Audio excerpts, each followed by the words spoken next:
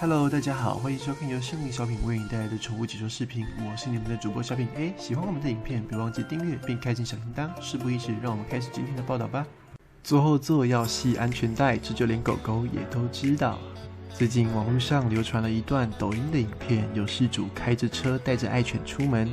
只是行驶中，怎么突然间听到后面传来疑似摩托车发动的声音？转头一看，才发现这只爆笑的狗狗居然用脸系安全带，而且睡到打呼。只见驾驶座旁的空气中塞进了一颗狗头，康秋田的头跪在座椅边上，脸紧贴着前方的安全带，嘴边肉都挤出来了，还发出了均匀的鼾声，像是猪叫，又像是摩托车般的声音，看起来相当的安心熟睡，超级旺。